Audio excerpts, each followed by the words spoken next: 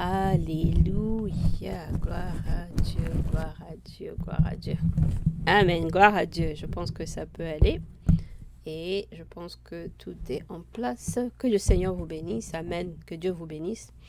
C'est Ambassadeur Lembe et je parle sur le prophétique. Qu'est-ce que la prophétie? Les fondements de la prophétie, la nature de la prophétie, la définition, l'importance, le but de la prophétie. J'espère que vous pourrez voir toutes les vidéos. Je les fais quand même assez court pour que vous puissiez suivre tout lentement et aussi prendre des notes et aussi essayer de lire et relire les passages dans la Bible. Si vous êtes un prophète, si vous prophétisez aussi, je pense que c'est quand même quelque chose qui va vous aider et aussi pour que vous puissiez aussi prendre le temps, si vous avez par exemple une équipe de prophètes que vous encadrez, ou bien si vous avez une équipe de disciples que vous encadrez sur les fondements de l'Église, du salut. Je pense que ce sont des enseignements qui aident beaucoup. Moi, j'ai été formée par un prophète dans une des églises il y a plusieurs années. Et donc, c'est aussi un des sujets que j'enseigne quand je vais en mission dans d'autres pays, dans d'autres églises.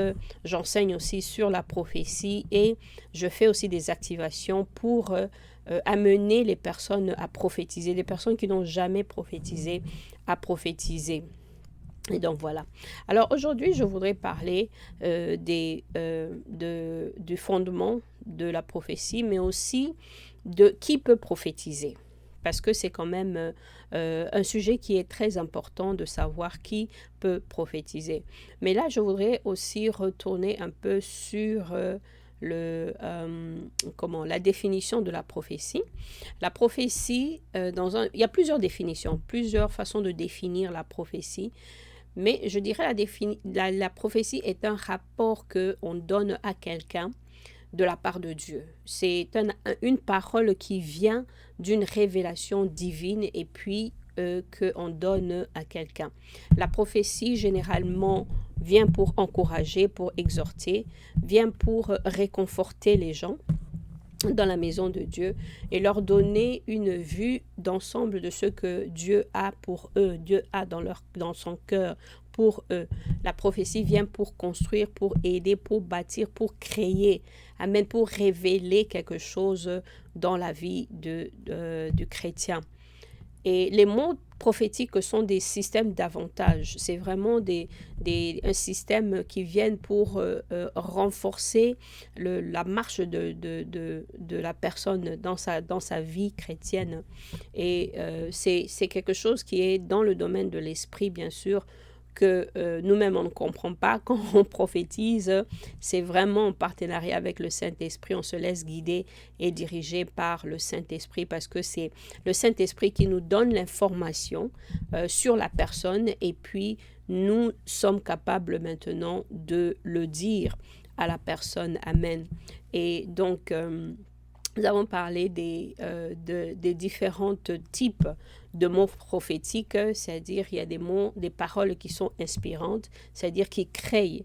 Quand par exemple Dieu a dit « faisons l'homme à notre image », c'était une parole prophétique pour créer l'homme. Et il y a aussi des paroles qui sont révélatoires, des paroles qui viennent pour révéler quelque chose que peut-être vous ne connaissez pas ou bien que vous connaissez mais que vous n'avez pas encore vraiment accaparé le sens de la situation. Mais c'est vient aussi pour la prophétie au niveau de la révélation, vient aussi pour donner des instructions, pour donner des directives et pour vous préparer aussi à certaines circonstances de votre vie, pour vous transmettre aussi la sagesse et aussi le cœur de Dieu pour vous. Amen. Parce que quand vous recevez une parole prophétique, des fois, ça ne veut rien dire en ce moment-là que vous la recevez, ou bien ça veut dire beaucoup pour vous-même. Et donc, ça vient pour jouer un rôle qui est très important dans votre vie. Et j'ai dit aussi que la parole, au niveau de deux sources de paroles prophétiques, nous avons la parole éternelle, c'est-à-dire les Écritures, la Bible. Et ça, c'est la plateforme par excellence pour comprendre le cœur de Dieu pour l'homme, pour vous. Et aussi, il y a la parole temporelle, si je peux dire, c'est-à-dire que c'est la parole que Dieu met dans le cœur de la personne qui est en partenariat avec Dieu, avec le Saint-Esprit. Et maintenant, cette personne vient pour vous révéler, pour vous dire cette parole. Amen. Alors, le domaine de la prophétie est assez abusé, si je peux dire, c'est abusé. Et il y a beaucoup d'erreurs, il y a beaucoup de cinéma au fait aussi, si je peux dire, mais au travers du monde, c'est un peu comme ça. Ça se passe de la même façon un peu partout. Et c'est pourquoi nous devons vouloir apprendre, comprendre, parce que Dieu ne fait pas d'erreur. Dieu est juste et tout ce que Dieu dit est vrai.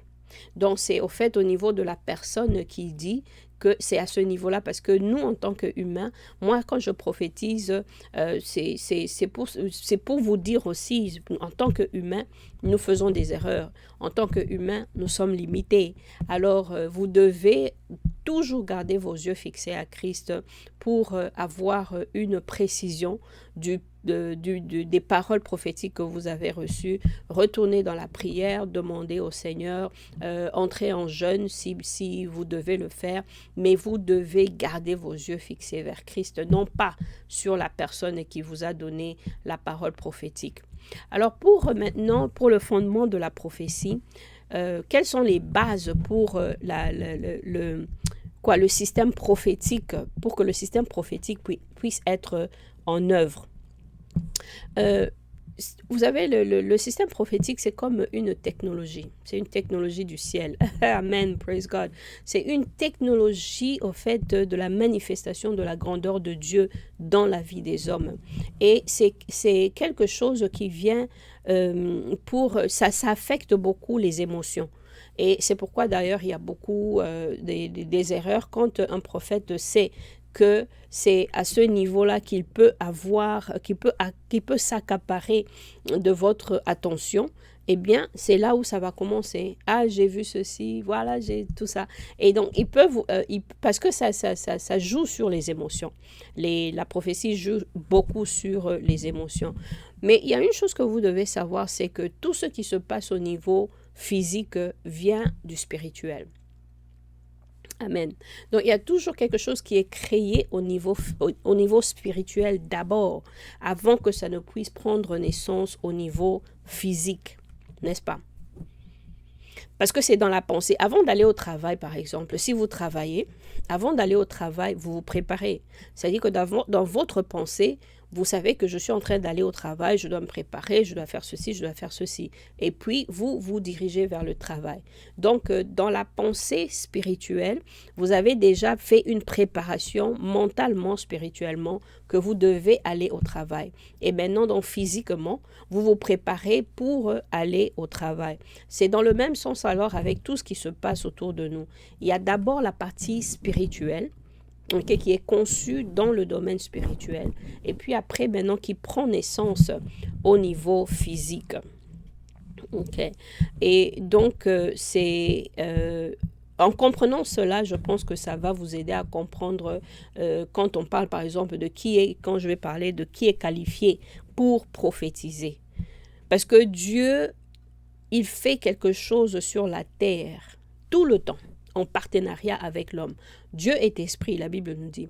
Alors nous aussi, nous sommes esprits, ok, mais c'est à la nouvelle naissance que nous recevons une activation de ce partenariat avec Dieu. Yeah?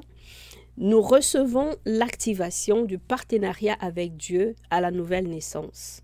Et c'est comme ça que nous pouvons recevoir l'information qui vient de Dieu pour que maintenant nous puissions non seulement marcher avec le Seigneur, mais aussi selon les fonctions de chacun, selon l'identité de chacun, pouvoir devenir prophète, évangéliste, pasteur, apôtre, docteur. Vous voyez, donc toutes ces choses-là viennent au niveau physique d'abord, avant que ça ne soit manifesté au niveau... non, ça vient du niveau spirituel d'abord, avant que ça ne soit manifesté au niveau physique. La Bible nous dit que Dieu parle aux prophètes. Ah oui, Dieu parle aux prophètes. Dans le livre de Osée, le chapitre 12, du verset 10 à 13, Dieu, il parle aux prophètes, il dit « J'ai parlé aux prophètes, j'ai multiplié les visions par les prophètes et j'ai proposé des paraboles. » Dieu parle aux prophètes. Dieu parle aux prophètes. Alors, je pense que ça aussi, c'est une des choses qui fait que quand nous recevons une prophétie, nous avons tendance à nous accrocher au prophète, c'est-à-dire à nous accrocher à la personne, au vaisseau que Dieu a utilisé pour nous parler, au lieu de nous accrocher plutôt à Dieu. Mais je vous encourage en tout cas, à partir de maintenant, quand vous recevez une prophétie, quand vous recevez une parole prophétique qui vous adresse à vous, ou bien qui vous s'adresse à votre famille ou famille chrétienne ou biologique, retournez d'abord vers Dieu. Vous avez la permission et vous avez le droit. Et d'ailleurs, c'est une obligation que vous avez de retourner vers Dieu au lieu de suivre le prophète. Parce qu'il y a une chose que vous devez savoir, c'est que le prophète, c'est une personne qui est limitée, qui peut faire des erreurs, qui peut aller par les sentiments, et ou bien qui peut vous dire quelque chose qui va vous faire du bien. Et ça arrive tous les jours. Alors nous devons nous protéger, amen. Soyez quelqu'un qui se protège, amen. Alléluia, praise God. Merci Seigneur. Ok. Donc il y a la dimension opérationnelle dans le prophétique et la dimension du ministère dans le prophétique. C'est-à-dire que dans le prophétique, quand on parle de qui est qualifié pour prophétiser, dans la maison de Dieu, qui est qualifié pour prophétiser, nous avons ceux qui prophétisent comme une opération, et puis nous avons ceux qui prophétisent comme étant dans le ministère, c'est-à-dire quand on parle du prophète ou de la prophétesse. Mais la Bible est claire. Parce que la Bible nous dit que quand nous savons nous-mêmes d'ailleurs que nous avons reçu l'ADN de Dieu, nous avons reçu l'ADN de Jésus. Alors quand nous sommes nés de nouveau, il y a la nature prophétique déjà de Jésus qui vient en nous, qui est déjà là, c'est quoi comment on dit, le témoignage de Jésus et l'esprit de la prophétie. C'est-à-dire que la vie de Jésus déjà vient habiter en nous. Quand nous donnons notre vie à Christ, nous sommes baptisés du Saint-Esprit, nous sommes baptisés de l'eau.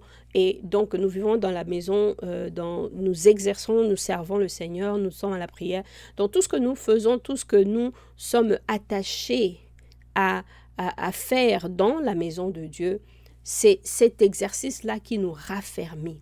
Amen. Alors, parce que Jésus, lui, et comme nous sommes faits à l'image de Dieu, à la création, nous sommes faits à l'image de Dieu. Jésus est venu pour restaurer l'image qui était brisée par sa mort et par sa résurrection. Ce que Adam et Ève ont fait, Jésus est venu maintenant pour restaurer cette relation que Adam avait avec Dieu, que Ève avait avec Dieu, et qui était brisée à cause du péché. Jésus vient maintenant pour restaurer ça. Alors encore une fois, qui est qualifié dans la maison de Dieu pour prophétiser? Dans le livre de 1 Corinthiens, le chapitre 14, le verset 31, la Bible dit « Car vous pouvez tous prophétiser successivement, afin que tous soient instruits et que tous soient exhortés. » Amen. Alors tout le monde par excellence dans la maison de Dieu, tous ceux qui ont reçu Christ, qui sont nés de nouveau, peuvent prophétiser.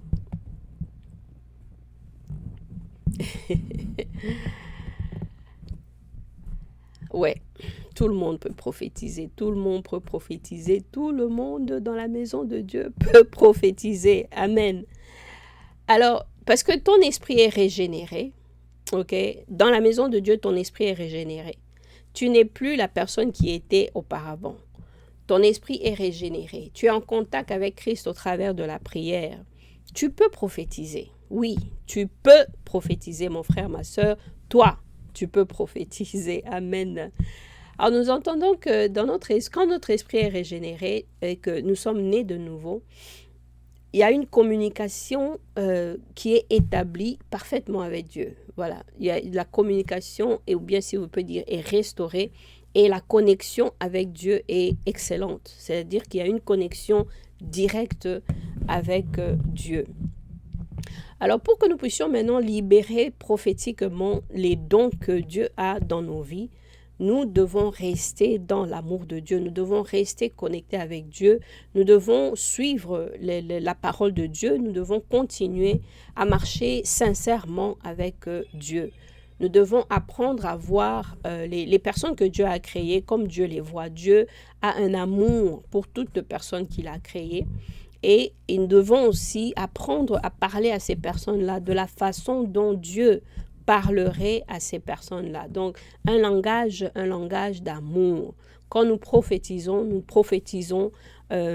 avec, au travers, non, si je peux dire comment, la base de notre prophétie doit être l'amour de Dieu. C'est à partir de cette base-là que nous prophétisons.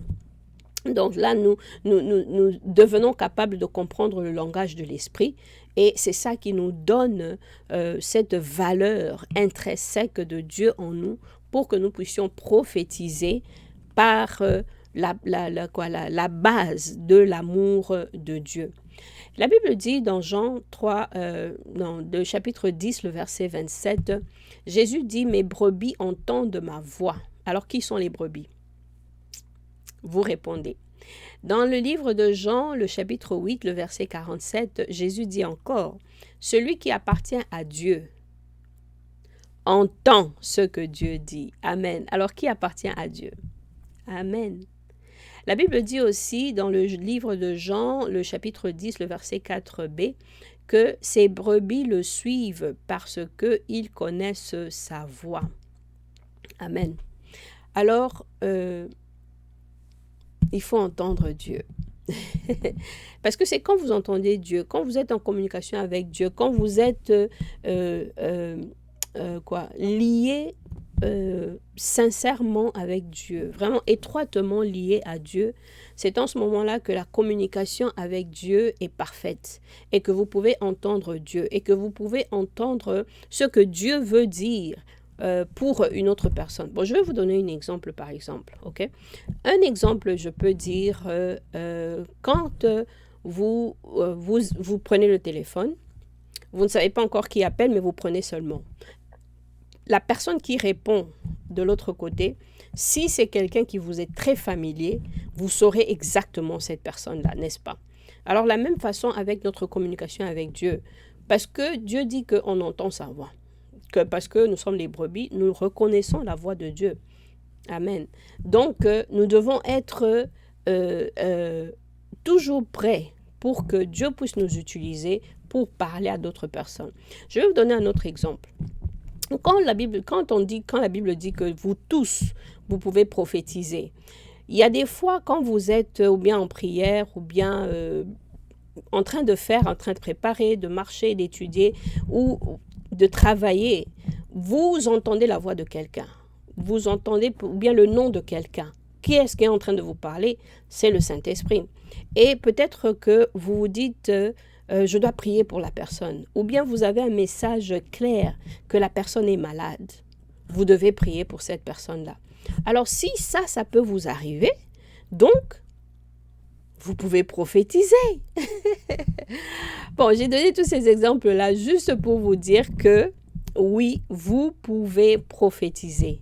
Et donc, c'est quelque chose qui ne doit pas être une science compliquée, mais c'est se soumettre à Dieu, se rallier à Dieu, se soumettre au Saint-Esprit et avoir une vie de prière pour recevoir de Dieu ce que Dieu a pour quelqu'un d'autre autour de vous. Amen. Alors, je vais m'arrêter là pour cette partie et donc Dieu vous bénisse. J'espère que ça va vous aider. Encore une fois, je pense que c'est un passage que je voudrais lire. 2 Chroniques 20, verset 20. Confiez-vous en l'Éternel votre Dieu et vous serez affermis. Confiez-vous en ses prophètes et vous réussirez. Amen. Que Dieu vous bénisse abondamment. Gloire à Dieu. Merci. Au revoir.